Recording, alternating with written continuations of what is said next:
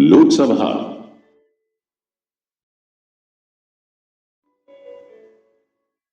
लोकसभा संसद का निचला सदन है।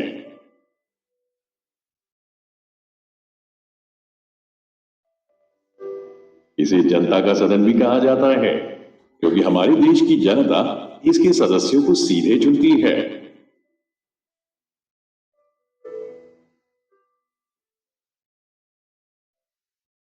ये राज्यसभा से अधिक शक्तिशाली है, भले ही इसे निचला सदन कहा जाता है।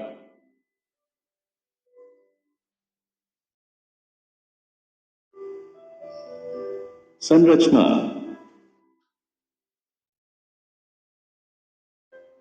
भारत के संविधान के अनुसार लोकसभा में 552 से अधिक सदस्य नहीं हो सकते।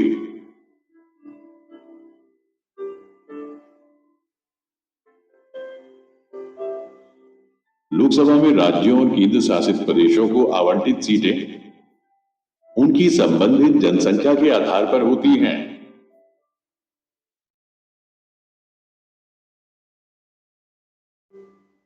इसलिए बड़े राज्यों में छोटे राज्यों और केंद्र शासित प्रदेशों की तुलना में अधिक सीटें होती हैं।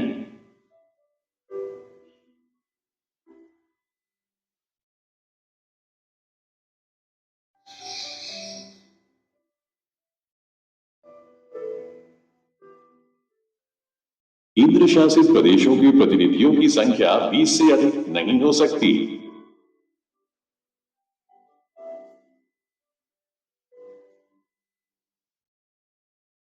राष्ट्रपति एंग्लो इंडियन समुदाय से 2 सदस्यों को नामांकित करते हैं, जबकि बाकी सीधे चुने जाते हैं।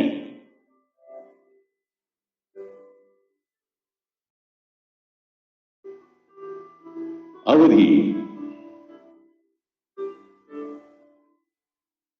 सदस्यों को 5 वर्ष की अवधि के लिए चुना जाता है।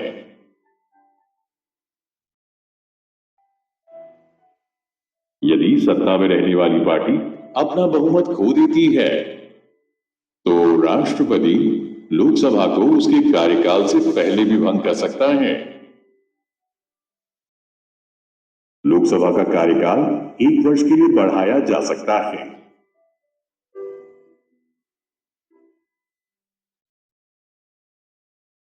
चुनाव की प्रक्रिया।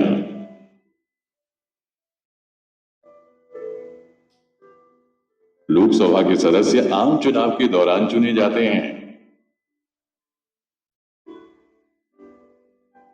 माना जाता है कि हर 5 साल में चुनाव होते हैं।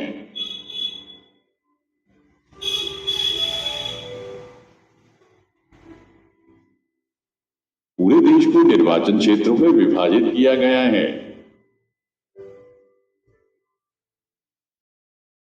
प्रत्येक निर्वाचन क्षेत्र से संसद का एक सदस्य चुना जाता है।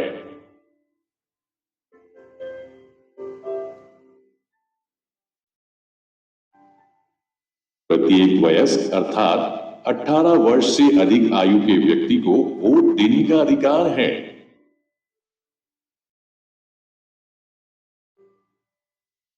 लोग गुप्त मतदान के माध्यम से अपना वोट डालते हैं।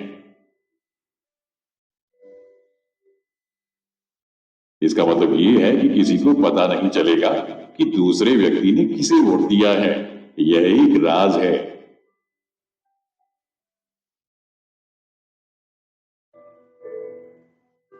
प्रत्येक मतदाता जब अपना वोट डालने के लिए मतदान केंद्र पर जाता है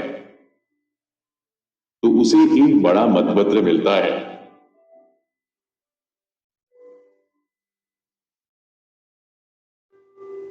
इस कागज पर उस विशेष निर्वाचन क्षेत्र से चुनाव लड़ने वाले सभी उम्मीदवारों के नाम और चुनाव चिन्ह मुद्रित होते हैं।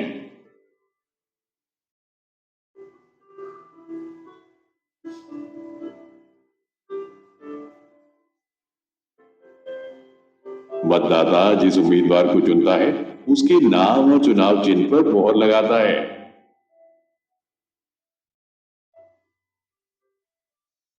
और मतपत्र को मतपेटी में डाल देता है।